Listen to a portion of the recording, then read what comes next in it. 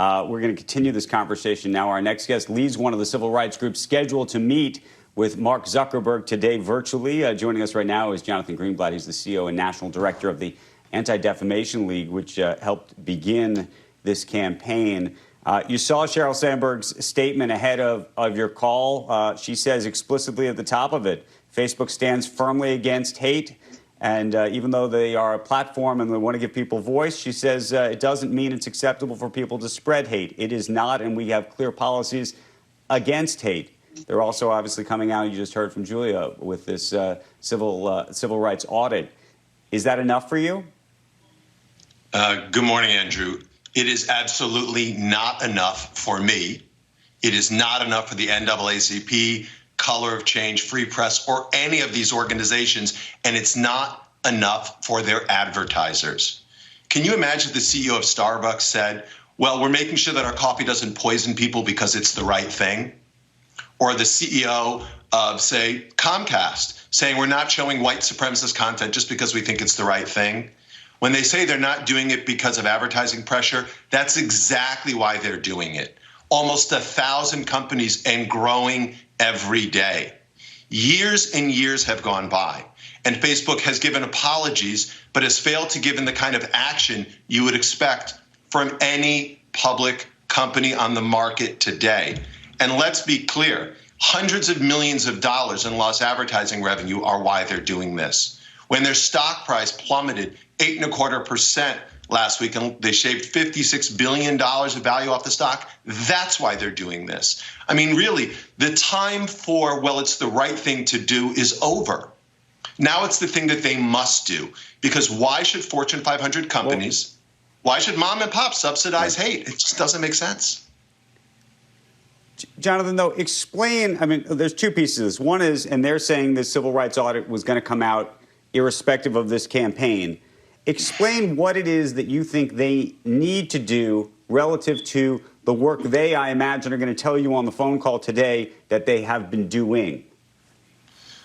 Well, it's interesting. I mean, if this were a good faith effort to release the audit, they wouldn't be shoehorning it in, accelerating its release, timed with our meeting today.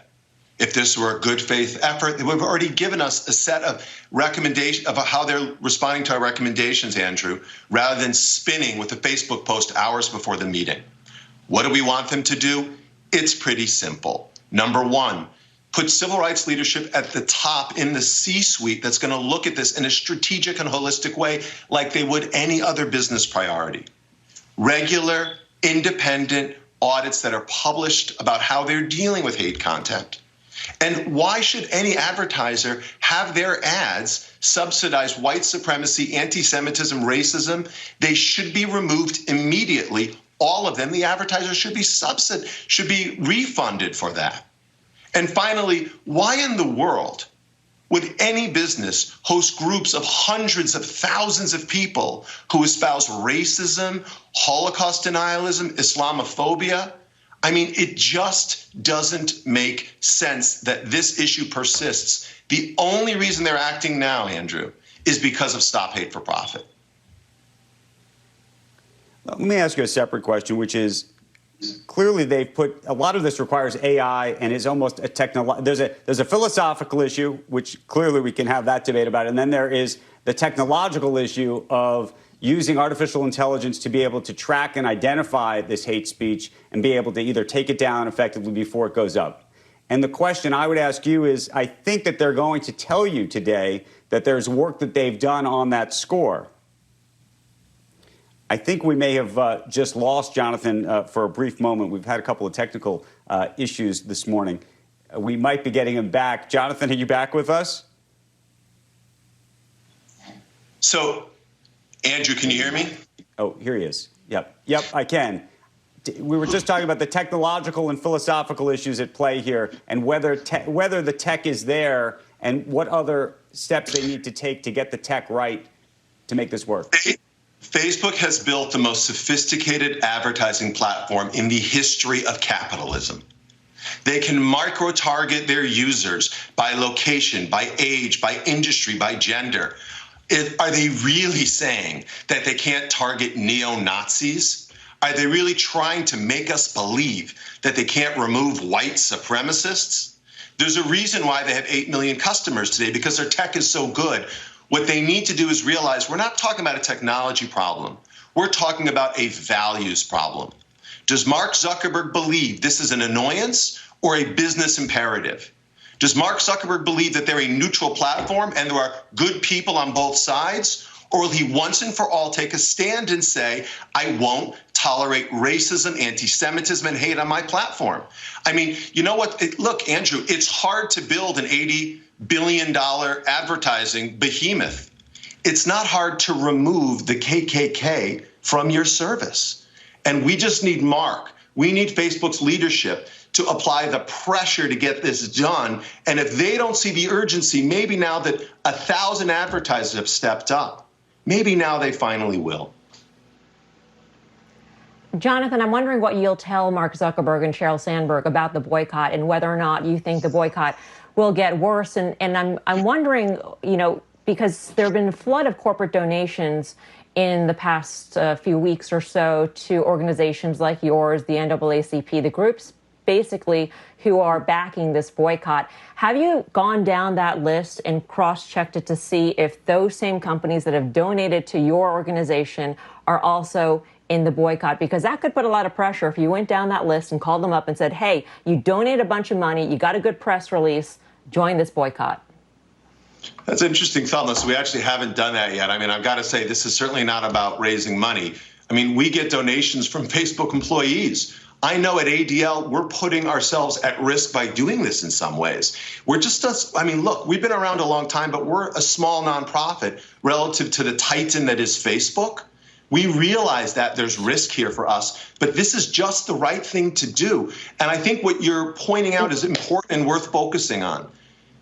Yes, we have almost 1,000 companies today, but I've got to tell you, our phone has rung off the hook in the last week and a half, not just from companies anymore, from different kinds of organizations who want to get involved in this, from different influencers who say they want to support this. This campaign will grow, it will expand, and it will move from being an annoyance to an imperative for Facebook if they don't definitively act. And what do we want?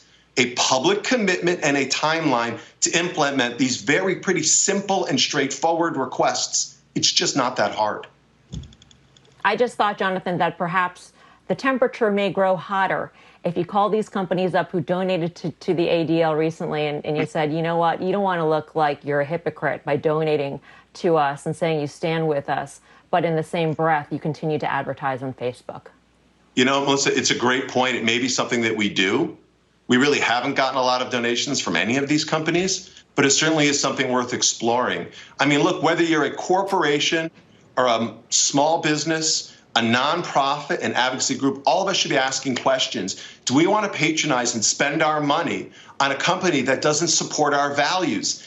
And I'm talking about values like decency, pluralism, and respect. You know, you can't say you believe that Black Lives Matter and then walk all over these issues by allowing white supremacists and hateful people to spread their poison on your platform. It's totally incongruous. And companies who want to support their Black and brown employees, companies who want to stand on the right side of history, they're the ones joining us, and I believe more will come if Facebook doesn't once and for all act. Hey, Jonathan, I'll just tell you what, and you're very effective, and I find myself nodding with everything, and you always use the right examples that are, you can almost objectively name certain things that we all agree with, KKK, white supremacists. But then I start worrying where this, for lack of a better word, where the cancel culture is sort of taking us in other areas that aren't quite so clear-cut.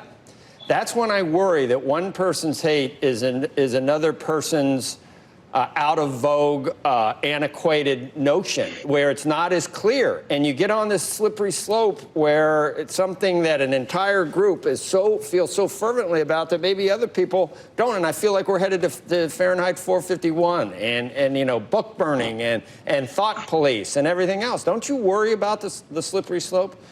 Look, Joe, the ADL is a civil rights organization. We've been fighting for the First Amendment for over 100 years. But don't let Facebook and their surrogates blow smoke and create a fog around this. There's nothing political about pushing back on prejudice.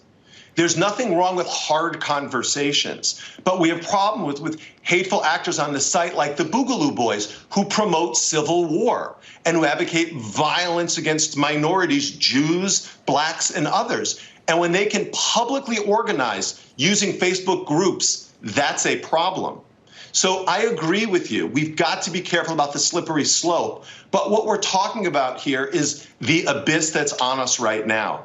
Facebook can and should do better. And Joe, look, if they had audits about how they're dealing with hateful content, if they had real civil rights leadership in the organization, we could make sure that it wasn't, again, falling prey to the thought police. But when one person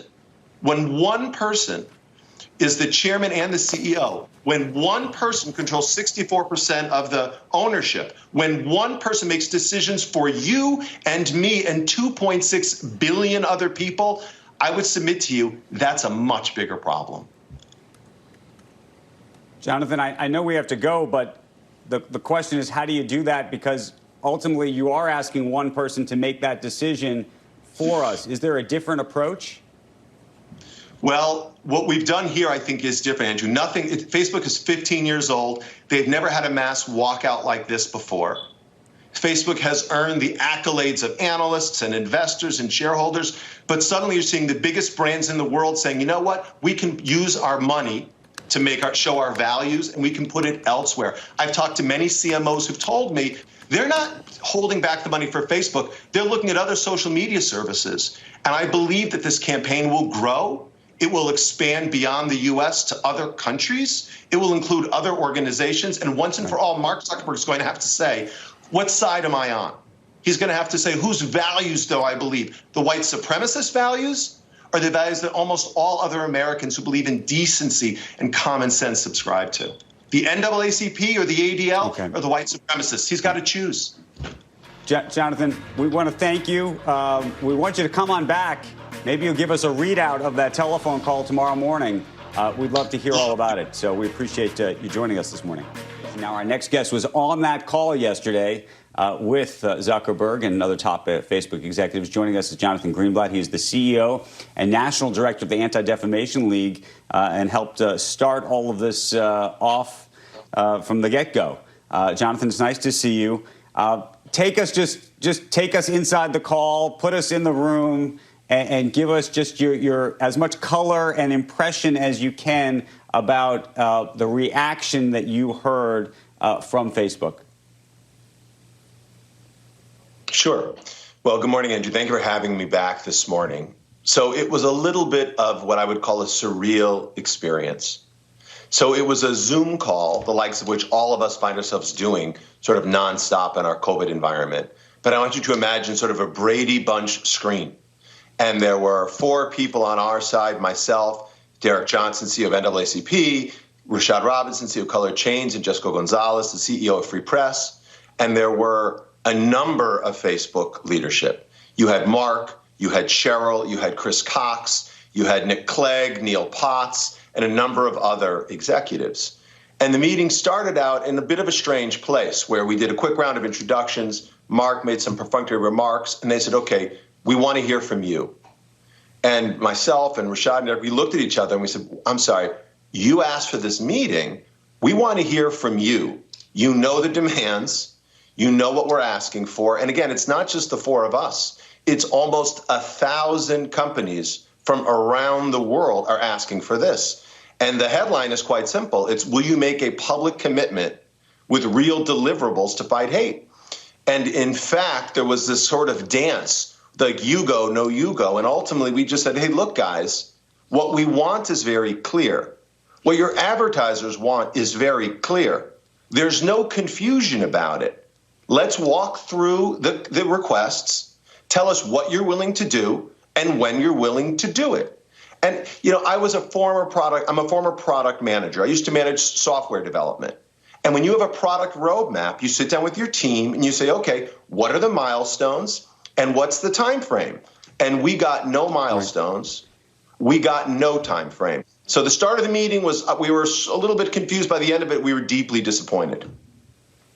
So what was, though, the tone of the reaction you got from Mark Zuckerberg, from Sheryl Sandberg on these issues as you pressed on that phone call? Well, we pushed. We did push. And, you know, Sheryl and Mark and the other executives have a tone of, well, we're here to listen, and this is a journey. And we basically said, look, there is no journey in the fight against hate. It's pretty clear. Either you exhibit the kind of standards and practices that all other media companies do, and you say there's no room for hate in this business, or you kind of dance around the issues and give us platitudes. I mean, by the end of the call, there was one moment where Mark said, you know, I'm really pleased. It's helpful for us to hear about the nuances of these issues. And I said, look, Mark, there is no nuance to white nationalism. It's wrong, and it doesn't belong, not on Facebook or any other kind of mainstream media platform. So I think there was a sense of exasperation that they seemed, again, unable to respond to some pretty basic stuff. Now, I'll grant you that it isn't always easy, but another statistic that we heard, they said... Right. I was just going to say, when you say that to him, when you say that to Mark, what does he say back? Well, there's a little bit of, you know, there aren't always the direct answers that we would hope for, that we were expecting, that this call was sort of positioned to be. Again, it's confusing to me why they're listening now rather than responding to what we've already asked for. Not just us, again, nearly 1,000 companies. And what it says to me, Andrew, is they are not serious about this. Mark's comments internally last week that were reported in the information, where he said all the advertisers will be back. I mean, we brought that up to him, and he said, oh, well, that was just a bit of it. I released the whole comments. But the bottom line is they believe all the advertisers will be back. They believe this ad pause will end and things will revert back to normal. But this is the new normal. The new normal is, despite the fact that Facebook and its properties have nearly 3 billion users, the most iconic brands in the world are saying they can't afford for their reputations to be dragged through the mud because, as my analyst saw yesterday morning, ads for things like Sony or Sirius or Geico showing up on Facebook alongside horrible, hateful, anti-Semitic, racist content. Like, this just isn't feasible in any other media environment, and it shouldn't be feasible on Facebook. So that's the point we made. And just to address, you know, they said this is a journey. We're getting better. 4 years ago, we were told by Mark, all of our hate content was self-reported. Today, our AI, it catches 89% of the hate content. Well, I pointed out, forget the fact that that's a numerator. I don't really know what your denominator is. I don't understand the total amount of hate content on your website, so it's hard for me to make sense of that number. But Ford Motor Company has joined Stop Hate for Profit. They don't get to say, well, 89% of our seatbelts work, you know, or as Kind Snacks, another company that's joined, they don't get to say, well, 89% of our bars on shelf don't have glass in them.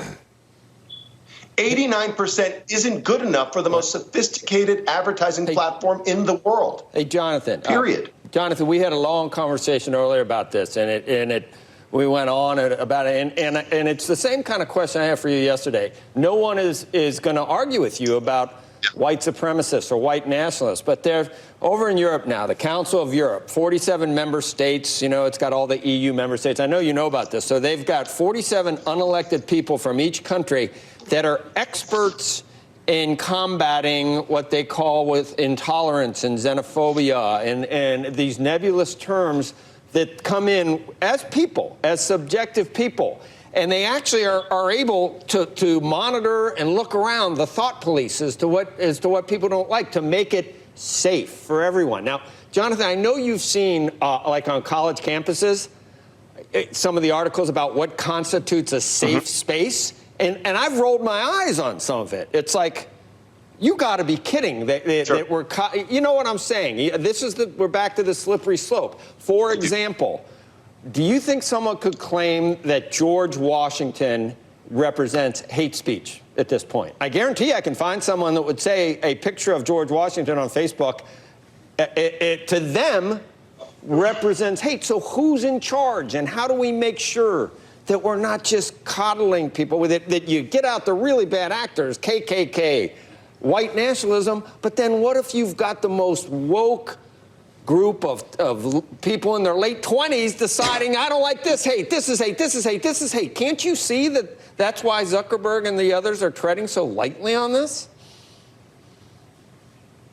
Well, Joe, look, so a couple things. So number one, I hear you, and I'm someone who doesn't believe in safe spaces. I believe in brave spaces. We've got to be able to hear multiple points of view. The ADL is a non-political, I mean, we're a nonprofit. Like, we're not a partisan organization, and we don't take sides in sort of these political battles.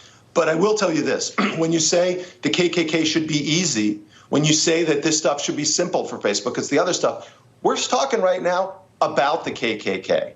We're talking about Facebook groups that have hundreds of thousands of members who espouse things like that the Jews are controlling the government and that they should be killed. Like, literally live on Facebook today, you could go find those groups. But let me draw maybe an example, Joe, that's a little closer to home. Okay, that's less abstract, if I might. They've got rid of hundreds and hundreds of those sites. They claim to have gotten rid of all the white. Don't they at least say that they've done that? But you're telling me you can still find them everywhere. I can find them. We can offline, you and I, or your producers and I we can pull those up literally. That's a problem. But unless they would allow an independent audit of their hate content, we wouldn't know. But let me just draw, if I might, Joe, a different example. And I'm going to think about CNBC. I mean, your producers decide what guests to book or not. And there's a reason why you don't have the Aryan Brotherhood picking stocks on CNBC shows. So it's not to say that people shouldn't be able to express their views, but if Facebook needs to decide, do they want to host the Aryan Brotherhood on their platform? Because that's what they're doing now. Do they want to host militias that are dedicated to overthrowing the U.S. government? Because that's what they're doing now. And I think they don't belong on CNBC and they don't belong on Facebook. But, Jonathan, I can tell you that we might have someone that they don't want us to book any fossil fuel CEOs or any investors that recommend fossil fuels. Is that what we get to? Or, I mean, there are places where, where we're so partisan in this country right now. I can tell you, there are some people on one side that will definitely think some of these things go far, and you're going to have people on the other side that think, oh, my God, this doesn't go nearly far enough. And I just don't see how we arbitrate that, when we both are, when everybody's so subjective. Everybody's got their own opinion about things. Yeah, again, like I sympathize with this position, Joe, because again, I find myself pulled from the left and the right every day running ADL. But don't let this desire to fight political correctness be a smokescreen, because there's nothing partisan in pushing back on prejudice. Do you remember the ACLU? And so that's what we're talking about. Jonathan, the ACLU, there used to be, like when I was younger, I'd see some of the stances they would take, and I'd go, that's outrageous. They're defending people that are the worst human beings on the. Remember when they would do it? And they'd say, "Well, this is everybody's got a, whether it's a terrorist or I don't know. I don't know what the examples were." Has it totally switched now, where now the ACLU is going to become more policing free speech? Yeah, I mean, look, the ACLU isn't involved in this particular kind of conversation we're having with Facebook. The left, but freedom of speech, I do. Our organization has been, filing amicus briefs at the Supreme Court on First Amendment issues before I was born. But freedom of speech isn't the freedom to slander people because of how they pray or where they're from. Freedom of expression isn't the freedom to incite violence against people because of, who they love or how they look. Right. And so that's what we're talking about here, Joe. Jonathan. And I think there are, again, there's some thick black lines about what's inbounds and out of bounds, and that's what we're talking about here. All right. Fair enough. Jonathan, just two final thoughts. One is, do you give them any credit for the fact that they did this audit and are engaging in some way? They may not be engaging the way you want, but to the degree that they've actually endeavored to pursue this, I don't know if you're suggesting this whole thing is a whitewash, but do you have a thought on that? Because they did pursue this conversation with you and this thing 2 years ago. Yeah. So look, I think Laura Kelly, the woman who led the audit, who, by the way, is a former ACLU executive, is a very distinguished person. I think the audit seems very thorough because Laura drove it. But the question at this point, in my opinion, Andrew, is, actions speak louder than words. Our meeting yesterday was a meeting about meeting. What we need now, again, are commitments and timetables, and it's pretty simple. And here's the real thing, Andrew, to think about. And I would talk to some of the advertisers about this. Starbucks, Levi's, Ford, Diageo, they don't want their brand subsidizing hate anymore. There are other platforms that they can use, and you'll start to see that happen this month. Jonathan, and then final question then, because the thing that's baffling me, if in fact you're right, you look at this stock, and I'm not saying the stock market's always right, but you look at the Facebook stock, we're showing it over the past week, but really you should probably look at it over the past month, and you'd say to yourself, even given this boycott, that the investment community believes these advertisers are ultimately going to be back like the same way that Mark Zuckerberg does. Well, look, as you just said, you and I both know the markets are an imperfect predictor of the future. But what we saw is the stock dropped 8.25% about a week and a half ago when we really started to get the paws off the ground. It will still probably move around, but the whole market is moving up. So, Andrew, I don't know that Facebook is really the Facebook share price today is an indication of the success of our meeting tomorrow or the success of our movement in the future. Okay, Jonathan, it's great to have you on the program and to get your perspective on all of it. We appreciate talking to you yesterday and today, and look forward to speaking with you again very soon.